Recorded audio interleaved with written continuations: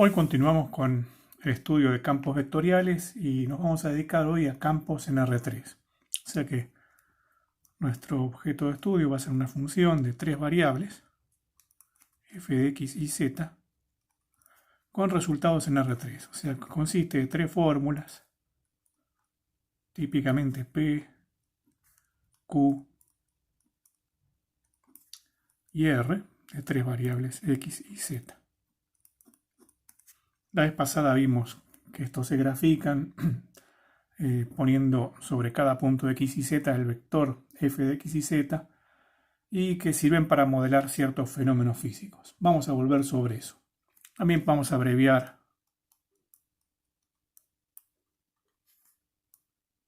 directamente f igual a p, q, r.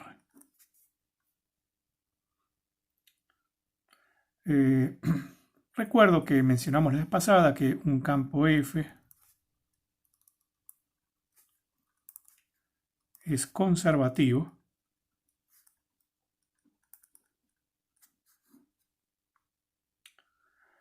si es igual al gradiente de una función. Si existe una función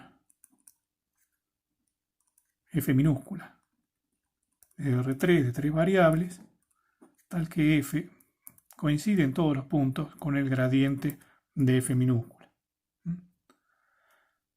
F es una función de tres variables, pero con resultados o valores numéricos. Es decir, lo que está ocurriendo es que P es la derivada de f respecto de x, Q es la derivada de f respecto de y R es la derivada de f respecto de z.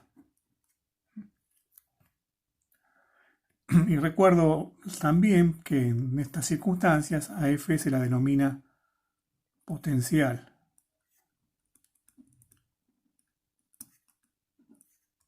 De f mayúscula. La vez pasada vimos cómo estudiar este problema de decidir si un campo admite o no un potencial, si es conservativo o no en R2. Hoy vamos a discutirlo en R3. La vez pasada vimos un ejemplo de un campo conservativo en R3 que era el campo gravitatorio, incluso calculamos el potencial. Entonces, esa es una de las cuestiones que vamos a considerar hoy. Bueno, para este estudio,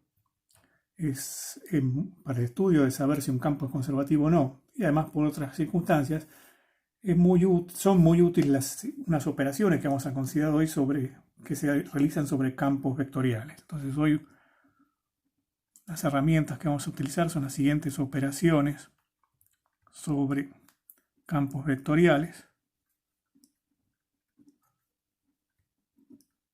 denominadas el rotacional y la divergencia. Tienen similitudes y diferencias. Bueno, vamos a estudiarla. Entonces empecemos con el rotacional. Rotacional de un campo.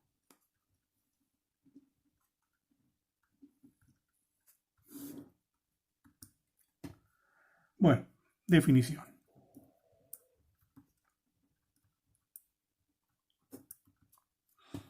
Entonces, nuestro dato es un campo con coordenadas, funciones coordenadas P, Q y R. Necesitamos que P, Q y R tengan derivadas parciales.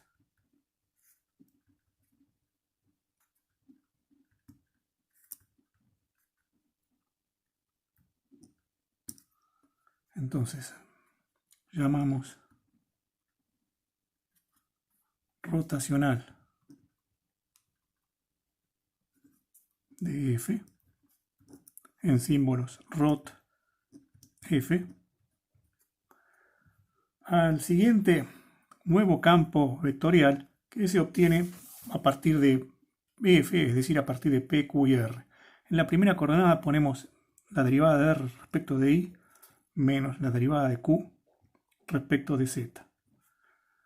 En la segunda coordenada ponemos la derivada de p respecto de z menos la derivada de r respecto de x. Y en la tercera coordenada ponemos la derivada de q respecto de x menos la derivada de p respecto de y. Bueno, esto es una ensalada de derivadas parciales ahora vamos a ver una regla para acordárselo, no tener que grabárselo en la memoria o tatuárselo en el brazo. Una observación, no obstante,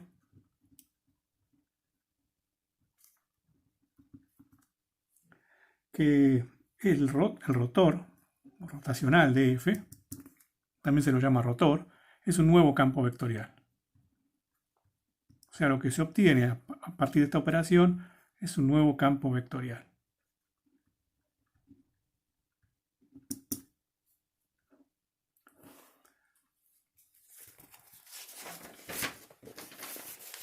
Bueno, primero, antes que avanzar con su significado y hacer ejemplos y ver para qué sirve, veamos una regla para poder calcularlo. Entonces, nunca me voy a acordar de memoria de esto, de hecho nunca pude acordármelo, pero sí me pude acordar siempre de esta regla que les voy a citar. Entonces, una regla mnemotécnica para acordarse de esta operación.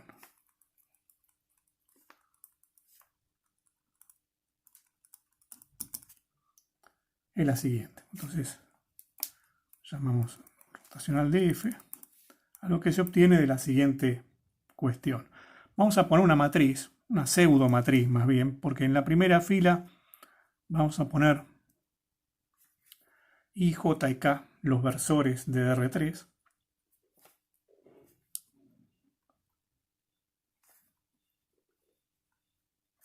En la segunda fila vamos a poner otro objeto que tampoco son números, que son los operadores derivada parcial. Derivada parcial respecto de, o operaciones derivada parcial.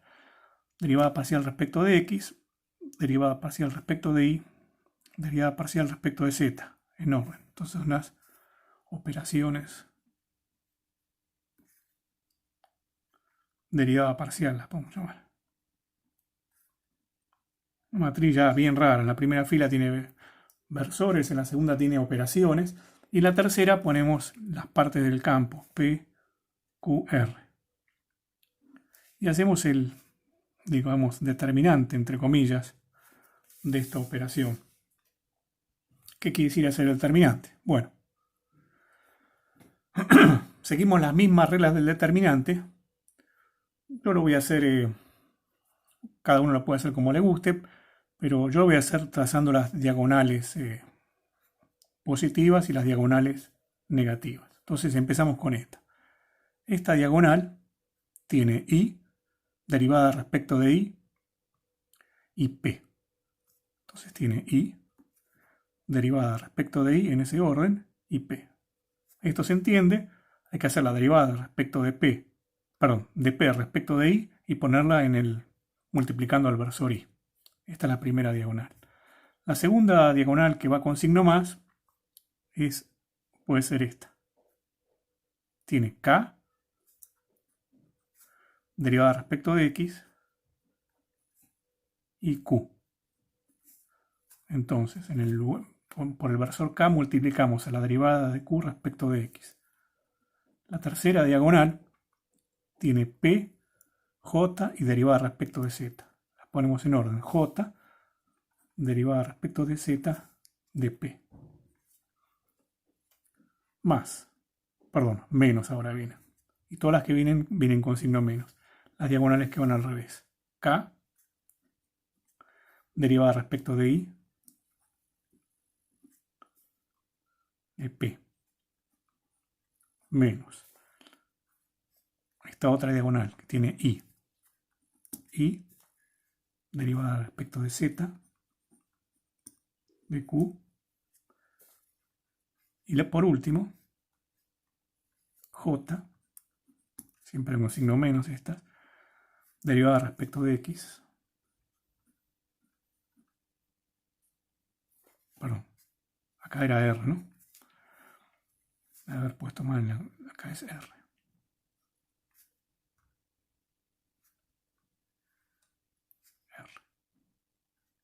Y esta última es JR de X.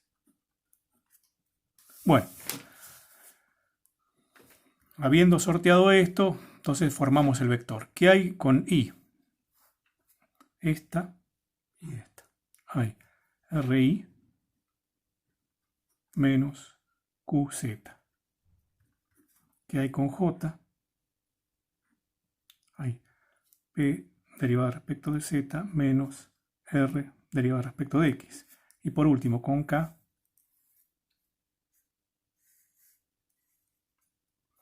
Q derivada respecto de X menos P derivada respecto de Y. Y ahí tenemos el rotor. Por este modo de calcularlo, que fíjense que esto tiene un sabor a producto vectorial, ¿no? En el producto vectorial poníamos IJK y después poníamos dos vectores. Bueno, acá es algo del mismo estilo. Sería un producto vectorial donde en lugar de poner un vector estaríamos poniendo las operaciones derivada parcial, o si quieren la operación gradiente, que es tomar las tres derivadas parciales. Y eso lo estaríamos haciendo producto vectorial con el campo. Entonces a veces en muchos textos, en vez de poner rotacional de f, se pone este símbolo, producto vectorial o cruzado entre la operación gradiente y el campo. Bueno, un ejemplo nomás para fijar esta fórmula. Tomamos el campo f de x y z igual a lo siguiente. X y más z cuadrado, coma. X y z, coma. X cuadrado más y cuadrado menos z cuadrado. Bueno, calculamos el rotacional de f, lo cual podemos volver a escribir la matriz, o ya que tenemos la fórmula de arriba, la aprovechamos. Entonces la copiamos. Tenemos que hacer RI primero. R derivado respecto de I, 2I.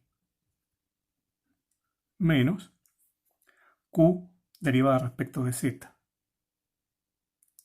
Eso queda XY. Vamos a la segunda. P derivado respecto de Z. Menos R derivada respecto de X. Y por último, Q derivada respecto de X. Menos P derivada respecto de Y. Y ahí está el rotacional calculado. Bueno, ¿por qué nos rompemos la cabeza con esta operación tan extraña? Bueno, por lo siguiente. La vez pasada habíamos visto un criterio, un test que podíamos hacer en un campo de R2, un campo P, Q, para saber si era conservativo. Bueno, acá el rotor o rotacional provee también un test para saber si un campo es conservativo. Entonces, vamos a enunciarlo así. Supongamos que tenemos una función f de tres variables, que supongamos que es S2 en un cierto dominio. Entonces, dice el teorema, si hacemos el rotacional del campo gradiente de f, eso nos va a dar 0, 0, 0. O sea, nos va a dar el campo 0, el campo trivial. Fíjense, otra manera de leer esto, consecuencia si quieren,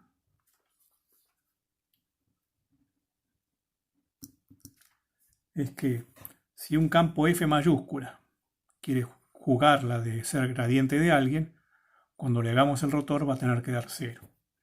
Es decir, si f es un campo conservativo,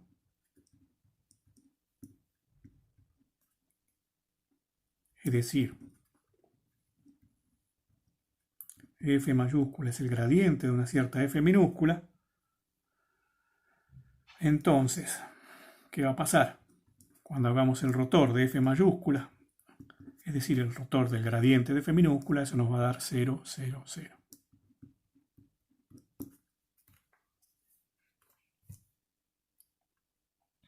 O sea, esto da un test para saber si un campo es conservativo o no.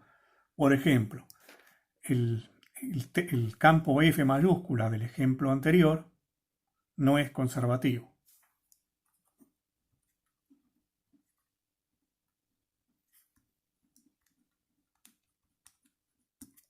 ¿Por qué?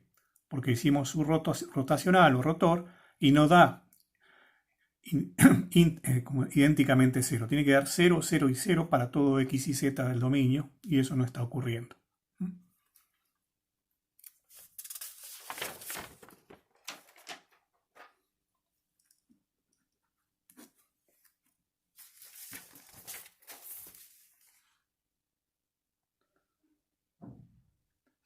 De modo que esta operación de rotacional nos sirve, por ejemplo, para descartar campos conservativos, ¿no? El ejemplo de recién, por ejemplo. Veamos otro ejemplo.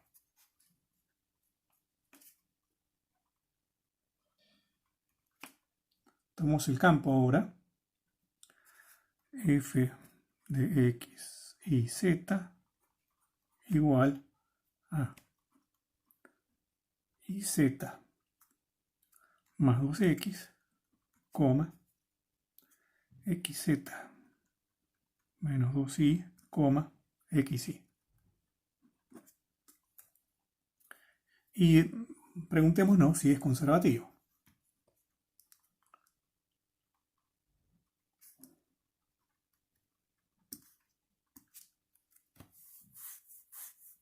Entonces, ¿qué hacemos? Bueno, calculamos su rotacional, que es el test que debería pasar si quiere ser conservativo. En vez de poner la fórmula, practiquemos con esta regla IJK, D de X, D de Y, D de Z. Bueno, acá debería haber dejado más lugar. Y Z más 2X, XZ menos 2Y, XY. Y hagamos el determinante de esto. Bueno, entonces vamos a tener y por esta derivada respecto de y de xy.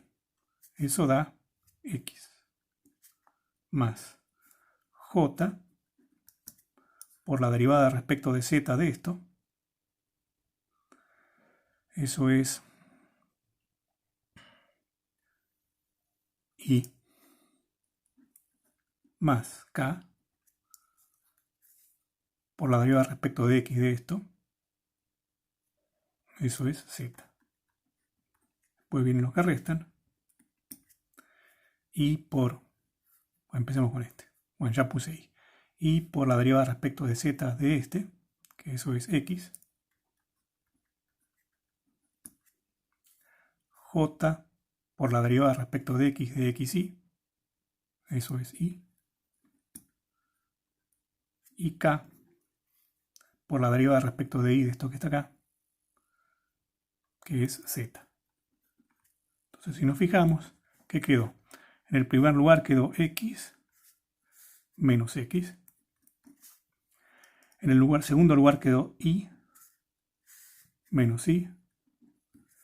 Y en el tercer lugar quedó z menos z. O sea que dio 0, 0, 0. Conclusión, el rotacional es 0. Entonces, según el teorema 1 que vimos recién, f podría ser conservativo.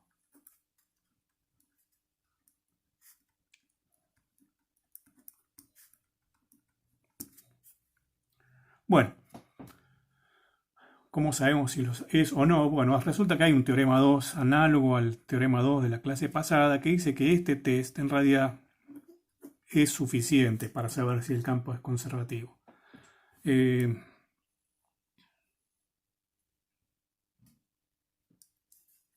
Teorema dice que, bueno, lo que pasa es que este teorema tiene requerimientos sobre el dominio del campo. Entonces acá vamos a necesitar que el F es un campo PQR con dominio. Vamos a poner R3. También sirve si el dominio es una bola. Y de hecho, sirve una condición mucho más débil que la que estoy poniendo, mucho menos exigente, pero es una condición muy técnica que todavía no vamos a discutir en este curso. Fíjense que en el ejemplo del campo gravitacional, el dominio es todo R3 menos el origen. Eso no es todo R3 y tampoco es una bola. Y sin embargo, en ese dominio se puede aplicar el teorema. Pero bueno, como sea, para nosotros vamos a usarlo con dominio que sea en R3 o a lo sumo una bola. Y el teorema dice que si el campo F es C1, o sea, P u R son C1. Y además, el rotacional de F es 0, 0, 0. Entonces, F mayúscula es conservativo.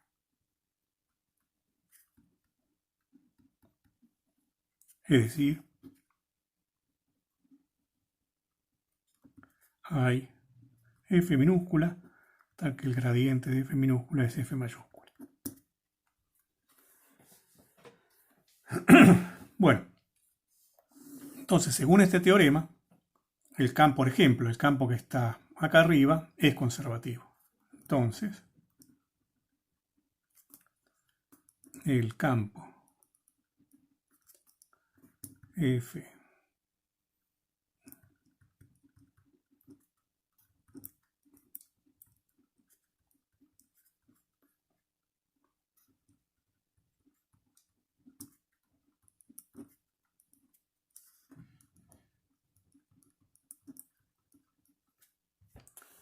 Bueno, la pregunta es, ¿podemos encontrar o hallemos un potencial entonces? Hallemos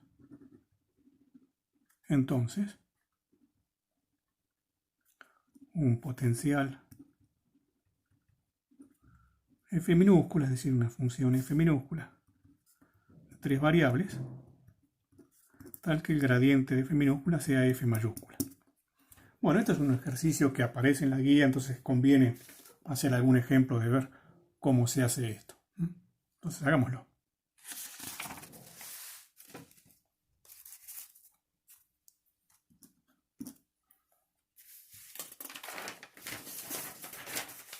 Bueno, fíjense qué es lo que me están pidiendo, ¿no?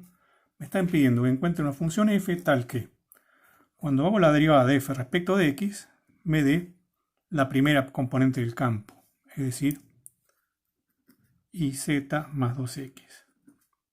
Cuando haga la derivada de f respecto de y, obtenga la segunda componente del campo. Y cuando haga la derivada de f respecto de z, obtenga la tercera coordenada del campo. Hay que resolver un sistema de ecuaciones de este tipo. Bueno, vamos a llamarlas 1, 2 y 3 para resolverlas. ¿Cómo se hace esto? ¿Cómo se puede encarar esto? Bueno, es parecido a lo que hicimos la vez pasada, hay que ser un poco por ahí más metódico acá, porque hay más ecuaciones. Entonces, arrancamos por cualquiera de las 3 ecuaciones, elegimos la que nos guste más, la que nos resulte más fácil a simple vista. Yo para conservar el orden elijo la primera. Entonces empiezo con 1, pero insisto, pueden elegir cualquiera de las 3. Lo que pasa es que eligen una y después van a tener que proceder con las siguientes y usar las 3. Entonces a mí me resulta más cómodo tomar la primera y seguir en orden para estar seguro de no olvidarme ninguna. Entonces elijo la primera. La primera dice que f derivada respecto de x es iz más 2x. Entonces de acá tengo que decir qué pinta tiene que tener f si yo sé que su derivada respecto de x es esto. De vuelta, como la vez pasada, es un problema de derivadas parciales al revés, digamos. En vez de hacer derivadas parciales, hacer, si quieren, primitivas parciales o antiderivadas parciales. Entonces, recordar que cuando estamos haciendo derivada respecto de x, todo lo que sea y z se considera constante. Esto hay que tenerlo presente. Entonces, una primitiva de una constante, en este caso, va a ser la constante por x. Entonces, la primera va a ser x y z más. Una primitiva de 2x es directamente respecto de x es x cuadrado. Y después, como siempre que calculamos primitivas, ponemos constante, más c. Pero, y acá es muy importante tener este cuidado, hay que recordar que y y z son constantes, de modo que esta constante que está acá tranquilamente puede tener y y z en su interior. Entonces es una constante que puede depender de y de z. Bueno, esta es la información que nos da 1. Tomamos esta información, es decir, esta fórmula, y la reemplazamos en 2.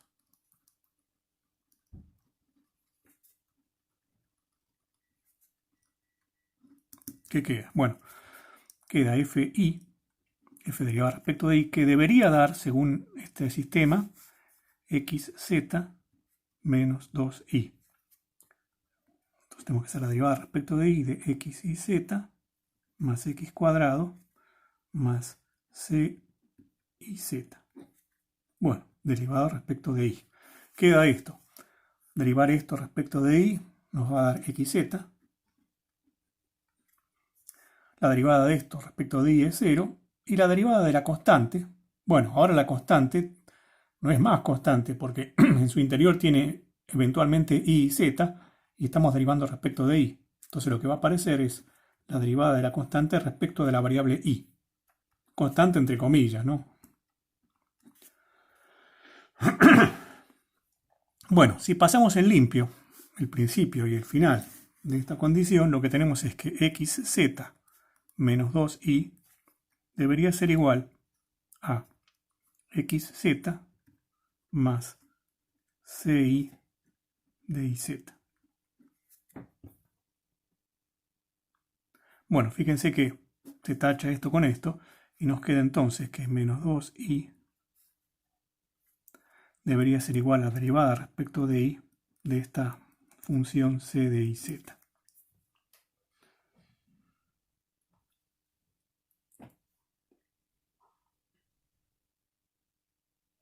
Fíjense que lo que quedó es coherente, ¿no? Porque acá lo que hay es una función incógnita llamada c de las variables y y z y su derivada parcial es una expresión con y, así que todo esto es coherente.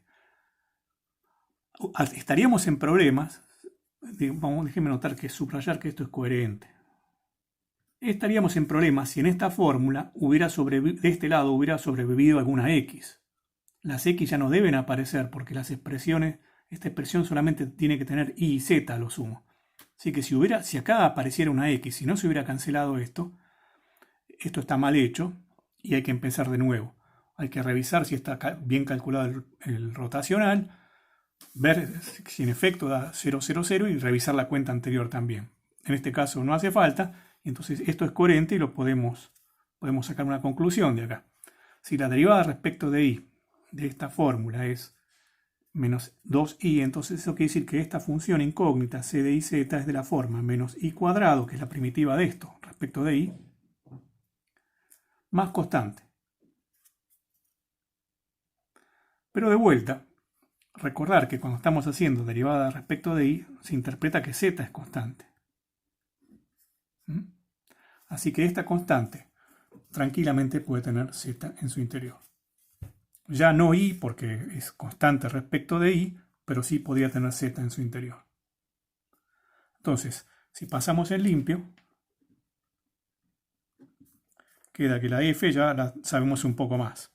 Va a ser de la forma x y z más x cuadrado más, y en lugar de c y z, constante respecto de iz que teníamos antes, podemos precisar un poco más. Va a ser, menos i cuadrado más una constante que ahora solamente depende de z. Bueno, usamos 1 y 2 para llegar a estas conclusiones. ¿Qué hacemos ahora? Reemplazamos esto en 3.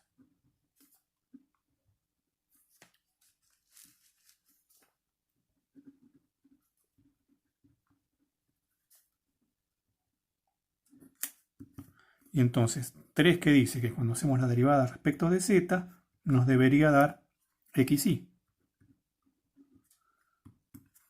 O sea, que tenemos que tomar toda esta expresión x y z más x cuadrado menos y cuadrado más c de z derivado ahora respecto de z. Bueno, ¿y cuánto da esto? Si lo derivamos respecto de z. La derivada de esto da xy. La derivada de esto da 0. La derivada de esto da 0. Y la derivada de c de z respecto de z es simplemente c' de z. Ya es una expresión de una sola variable. Si quieren pueden poner derivada respecto de z de cz, pero como es una sola variable se puede poner c' también. Bueno, si pasamos en limpio el principio con el final, nos queda que xy debe ser igual a xy más c' de z. Tachamos acá lo que se puede tachar y lo que queda en limpio entonces es que 0 es igual a c' de z. Lo cual de nuevo es coherente. Porque acá quedó una fórmula que solamente debería tener z y acá quedó una constante, quedó 0. Acá podría haber quedado alguna fórmula con z, perfectamente posible, lo cual quedó en el fondo. Lo que no podría haber acá nada de x y nada de y. Si nos queda una x o una y es que hicimos algo mal. Pero bueno, entonces esto sí es coherente, entonces lo podemos deducir de acá que en realidad c de z es una constante de verdad, no su derivada de 0, así que eso es muy fácil de integrar, una constante, digamos, constante en serio.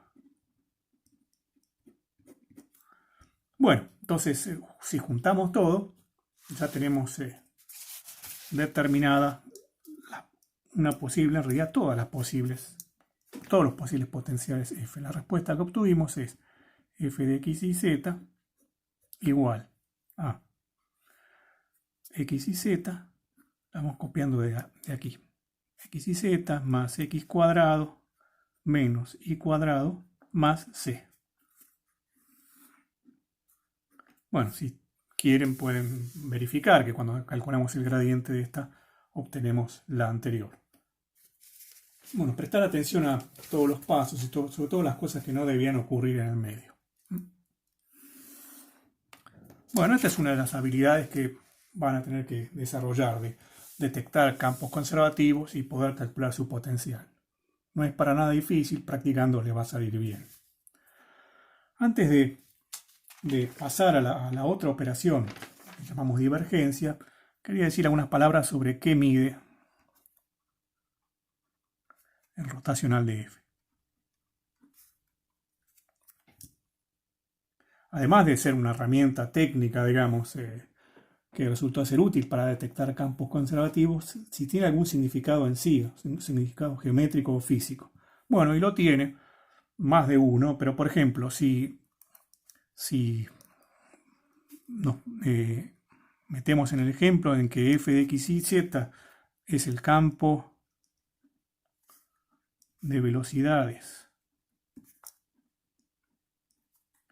de un fluido, un líquido o un gas, es decir, en otras palabras, que f de x y z lo que está midiendo es la velocidad del punto x y z del fluido. O sea, uno separa en cada punto de un fluido en un dominio tridimensional y en cada punto conoce un vector que mide exactamente con qué velocidad se está moviendo ese punto. Eso es lo que mide este campo. Entonces, ¿qué mide el rotacional? El rotacional de f describe, digamos, el rotacional de f en un punto P concreto, calculémoslo en un punto P, describe cómo rota, de ahí el nombre, cómo gira el campo, las velocidades, en el punto P, de un modo muy preciso. El módulo norma del vector rotacional de f en P mide la intensidad de la rotación. Intensidad o velocidad, si quieren, de la rotación. Si gira mucho va a tener un módulo muy grande. ¿Y qué pasa con la dirección y sentido del rotacional de f en P? Bueno, va a tener una dirección que va a proporcionar un eje. Digamos, acá está el punto P, pongámosle que acá está el rotacional.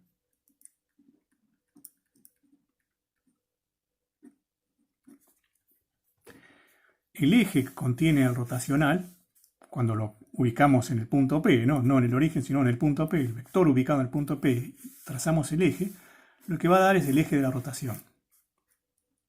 O sea, este va a ser el eje de la rotación. Y después, el hecho de que apunte, bueno, acá quise hacerlo perpendicular esto, ¿no? Porque la rotación va a ocurrir en el plano perpendicular al eje. Y la rotación, ¿en qué sentido va a ser? Bueno, ahí hay una regla de tipo regla de mano derecha, etcétera, que bueno, si apunta hacia arriba el rotacional, la rotación va a ser así.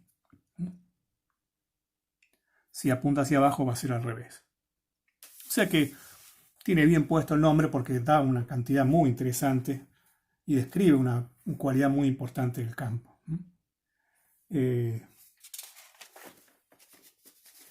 Si el rotacional es 0, por ejemplo, en un cierto punto, acá no estoy hablando que el rotacional sea 0 en todos los puntos, si es 0 en un punto particular, lo cual puede ocurrir perfectamente con cualquier campo, lo que está pasando es que en ese punto no rota.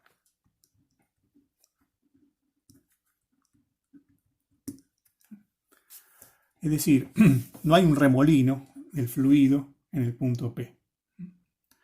Bueno, estas propiedades que son descriptivas, no estoy probando nada de esto, se prueban matemáticamente o físicamente usando lo que se llama el teorema de Stokes, que es un teorema de una materia que sigue a esta y que muchos de ustedes lo van a ver también. Bien, en particular un campo conservativo no tiene, si es el campo de velocidad de un fluido, es un fluido cuyo rotacional es 0 en todos los puntos, entonces no tiene ningún remolino.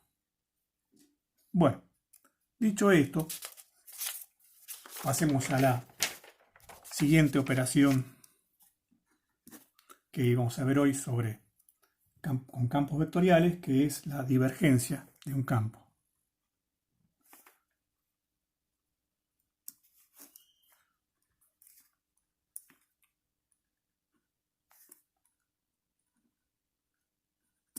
Divergencia de un campo vectorial. Bueno, de vuelta a definición. Vamos a definir la operación. F es un campo vectorial en R3. Vamos a suponer que tiene derivadas parciales. P, Q y R tienen derivadas parciales.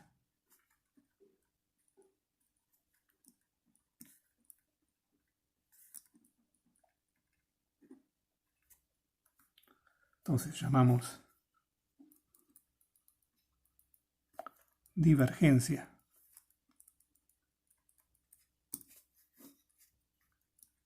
de F, símbolos div F, a la operación esta que es más fácil de acordarse, que es hacer la derivada de la primera parte respecto de P, más la segunda parte respecto de I, más la tercera parte derivada respecto de Z. Observación entonces, es de otra naturaleza, tiene similitudes, pero es de otra naturaleza que la operación anterior, porque divergencia de F ya no es un campo, es una función a valores números, con resultados números. Funciona a valores numéricos. Un campo, se lo suele llamar un campo escalar también.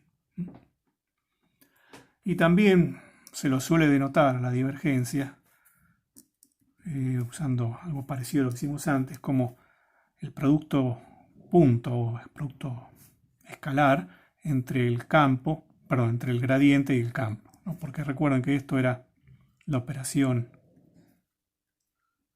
3 derivadas parciales puestas en vector, y esto es PQR. Entonces, si desarrolláramos esto como un producto cruz, perdón, un producto escalar, tendríamos producto interno, tendríamos la derivada del primero más la derivada respecto de I del segundo, más la derivada respecto de Z del segundo, es decir, la divergencia. En muchos textos la van a escribir así, la divergencia.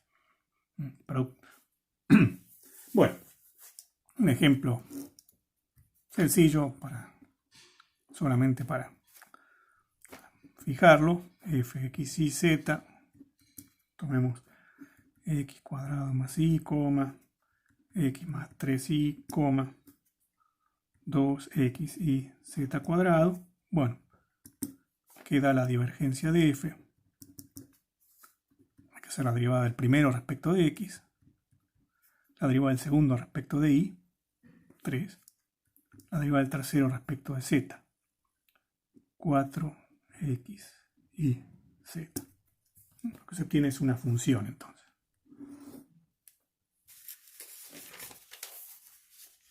Bueno.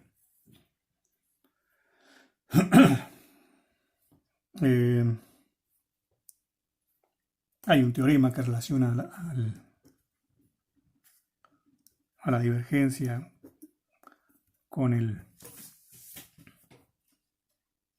rotor y dice lo siguiente. Dice que si tenemos un campo F igual a PQR y supongamos que P, Q y R son C2,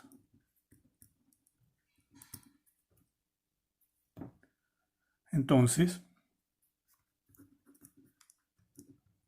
la divergencia del rotor de F es 0. La función estrictamente 0. Bueno, después vamos a ver la prueba de este teorema y también la prueba del teorema 1 porque son muy sencillas y de paso repasamos un par de ideas que ya conocemos. Pero fíjense entonces que este teorema también se puede interpretar como un criterio. Este teorema daría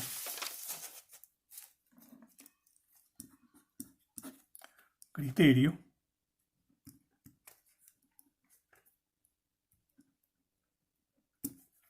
para descartar que un campo sea un rotor.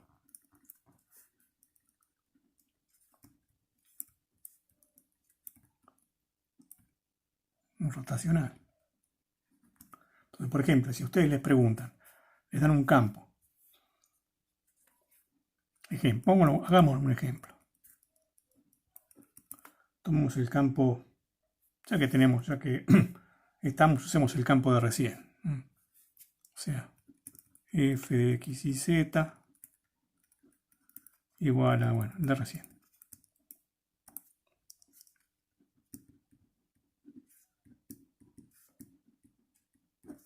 Y les pregunta, ¿existe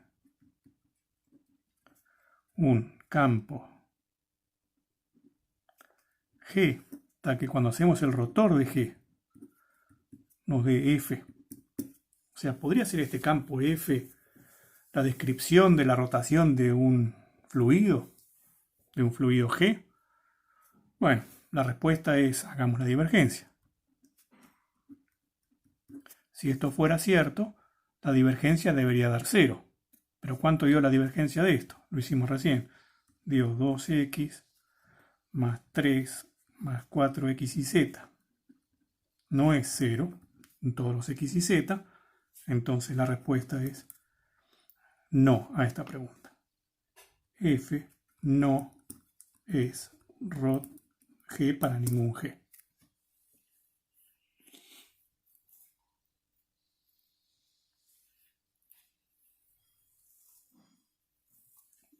Bueno,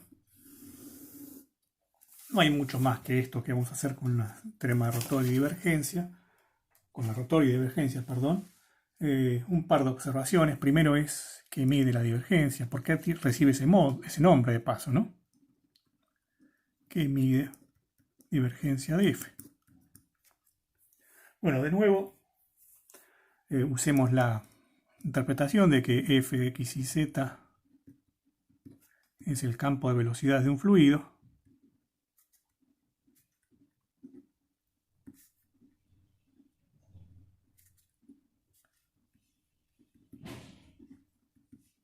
Como dijimos en cada punto, f de x y z mide la velocidad con que se mueve el punto x y z. Y entonces, ¿qué mide la divergencia? Bueno, la divergencia en un cierto punto P mide la velocidad o razón de cambio respecto del tiempo con que el fluido se está expandiendo / comprimiendo en el punto P. Por ejemplo, el fluido P podría ser el fluido F, o el fluido que está descrito, cuyas velocidades están descritas por F. Si en un punto P tiene divergencia positiva, quiere decir que en ese punto el fluido, por ejemplo, podría ser un gas, se está expandiendo. Si la divergencia da negativa, el fluido en ese punto se está comprimiendo. Si da cero, no está pasando ninguna de las dos cosas.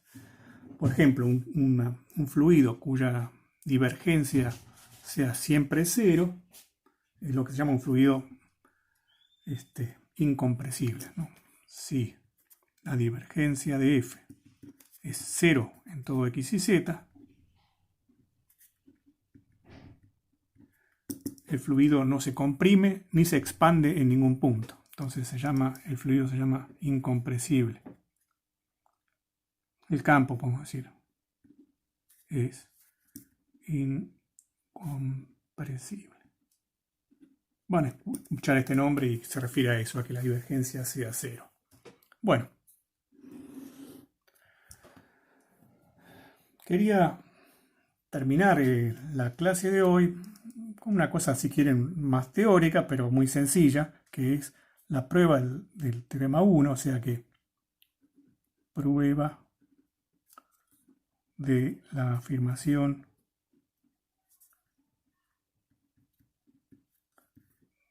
siguiente, que sirvió como criterio para saber cuándo un campo era conservativo, que cuando hacemos el rotacional del gradiente de una función, eso va a dar 0, 0, 0.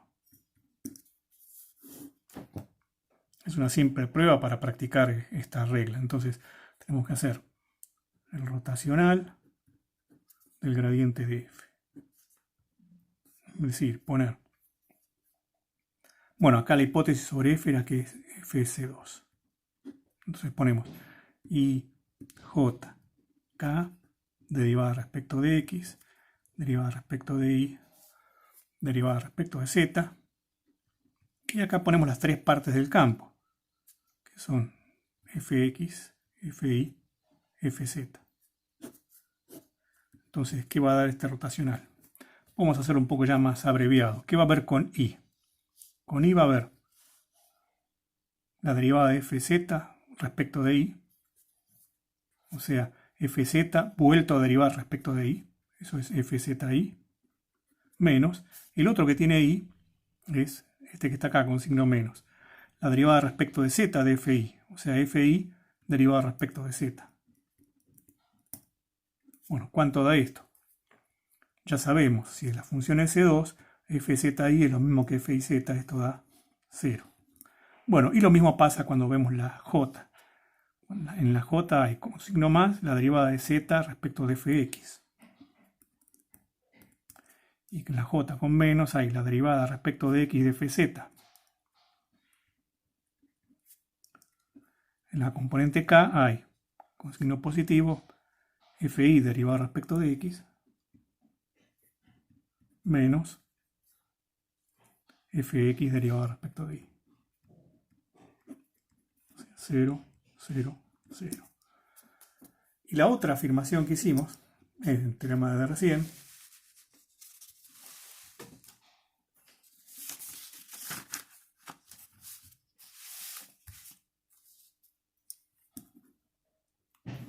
es que cuando hacemos la divergencia del rotor de un campo F,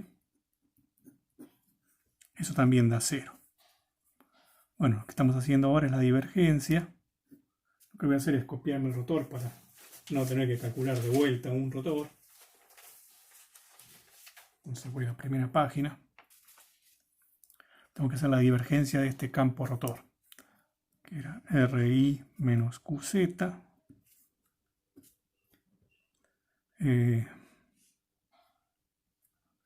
P sub z menos Rx, coma, Q sub X menos PI. Acá también suponíamos que P, QR son C2.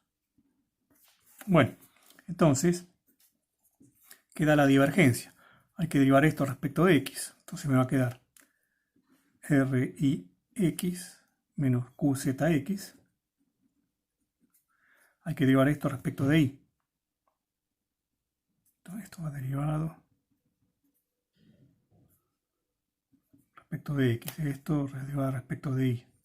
Entonces va a dar PZI menos RXY. Y por último, esto hay que derivarlo respecto de Z para hacer la divergencia. QXZ más QXZ menos PIZ. Bueno, y si miramos está RIX y está RXY con signo menos. Este se va. Está menos QZX y más QZX. Este también se va. Y está PZI y menos PZI también se van. O sea que lo que queda al final es 0. Bueno, suficiente por hoy. Estas son las ideas que tienen que manejar para poder terminar la guía 7.